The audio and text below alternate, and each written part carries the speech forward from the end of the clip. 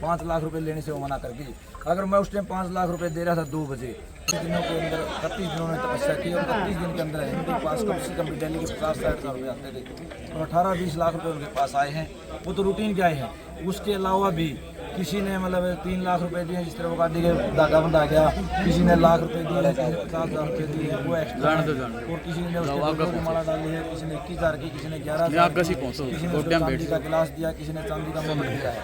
इस तरह कुल मिला के टोटल जो मेरे आइडिया है तो 50 से 55 लाख रुपए का है। तो 50 से 55 लाख रुपए उसके पास आए हैं।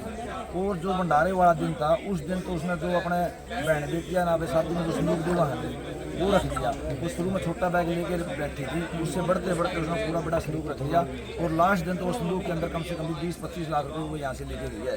तो 20 लाख रुपए वो ला लो, कभी अगर पूरा आइडिया लावा तो वहाँ 70-80 लाख रुपए पहुँच सकता है, लेकिन मिनिमम नाम कटाएगा 50 लाख रुपए कम से कम है ही है उसके पास। सर लेकिन उन्होंने कहा है कि जो संदूक है उसमें से 78,000 रुपए निकले और अगले दिन वो आपको 60,000 रुपए दे के गए हैं। एक बयान उनका ये है और दूसरा ये कि 40 से 50 लाख रुपए है, ये आपके गाँव वालों ने जो वो रख लिए हैं। बात सुनो जी, जिस दिन भंडारा था, भंडारे वाले दिन ठीक 2 बजे मेरी और साध्वी की बहस हुई आपस में कि मैं बोला उसको मैं कम से कम भी 2 बजे कि आपके संदूक के अंदर है, क्योंकि उसमें साधुओं को वो देने की दक्षिणा और उसके पास पैसे नहीं थे। वो 2,80,000 रुपये ले 2,62,000 रुपये थे उसके पास ओनली।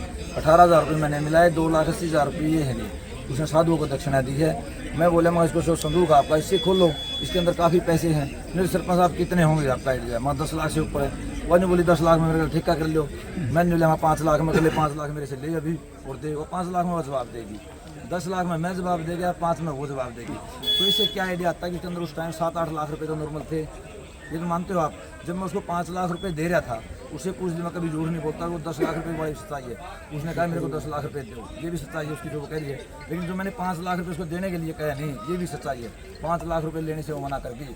अगर मैं उस टाइम 5 लाख रुपए दे रहा था 2 बजे, तो नाइट के 8 बजे तक उसके पास पैसे आए हैं, तो कितने पैसे होंगे शुरू के अंदर? लगभग 10, 12, 15 लाख तो होंगे। तो ये मानो, और उसने खर्च किया केवल 2,80,000 रुपये। इस पे वो कह रहे हैं कि गांव वाले हर चीज से पीछे हट गए हैं। टेंट के या बर्तनों के पैसे देने से उन्होंने मना कर दिया और मैं दे के आई। मैं जिम्मेवार आदमी हूँ इस चीज़ का। जो सिंहवाड़ वाला है, प्रदीप सिंहवाड़ जिला पार्षद, उसका टेंट था, उससे जाके पूछो। उसने 51,000 रुपये का 52,000 रुपये का हमारे को बिल दिया, वो लिखित रूप में है। जो वीरेंद्र, जो उसका भाई है, बिंदर का भाई, प्रदीप नाम था शायद उसका, वो पैसे लेके गया है। अशोक था, अशोक से पैसे लेके गया है।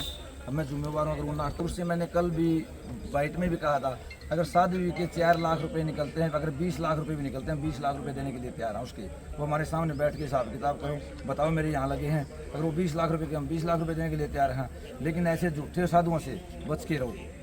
सर मैं ये बात इसलिए कह रहा हूँ क्योंकि कमेंट में आ रहे हैं, कह रहे हैं कि अब गांव वाले पैसे खा गए हैं। जैसे कि पोस्ट एक की गई है कि या तो वो माफ़ी मांग ले, अदरवाइज हम कुछ चीज़ें एक्सपोज करेंगे। तो सीधी सीधी धमकी दे रहे हैं गांव वाले, ये कमेंटों में आ रहा है। हाँ, ये तो है जी। आपको धमकी देने वाला बताया गया कमेंटों में? हाँ जी, उसके पास 24 घंटे का टाइम है। या तो वो गाँव से माफ़ी मांगे या गाँव से पैसे ले। पैसे लेने का मतलब क्या कहता हूँ मैं, वो हिसाब किताब करे हमारे पास कि मेरे इतने पैसे है, गांव वाले उसके पैसे देंगे। या वो ये कहे कि मेरी गलती है, मैं झूठ बोल रही हूँ, और गांव से माफ़ी मांगे। सर उन्होंने ये भी बोला है कि पर्चियाँ आपके द्वारा जो काटी गई है वो सारा पैसा आपने रख लिया। जो भंडारे से पहले जो पर्चियाँ कटी थी यहाँ, वो सारे के सारे उसके आदमी थे, उसने पर्ची काटी है, उसके पास पैसा था। भंडारे वाले दिन हमारे आदमी बैठे थे, हमने पर्ची काटी थी, गांव का पैसा था, क्योंकि गांव ने भंडारा करना था। गांव में इकट्ठा पैसा नहीं किया। वो पैसा वो बोले कि हम वो आएंगे और अपने यहाँ पर्ची कटवाते रहेंगे। कमेटी के लोग हैं अभी मौजूद यहाँ पे? सर हाँ सर आप कमेटी से हैं, तो आप पे भी ये बोला गया कि उनके कमेटी के लोगों ने पर्ची काटी और सारा का सारा पैसा वो कमेटी के पास है। गांव की पर्ची काटी हमने, वो बाहर की पर्ची नहीं काटी। जिस दिन 31 दिन बैठी है, रोज के 60-70 हज़ार रुपये ले कर दी। और दूसरी बात, किस पे पूछ के बैठी दिया? मैंने बात तो यार, किस पे पूछ के बैठी? ये नेक्स्ट सवाल था हमारा। ना कोई इस तरह की बात भाई, ममने पर्ची गांव की काटी है, वो बाहर की नहीं काटी।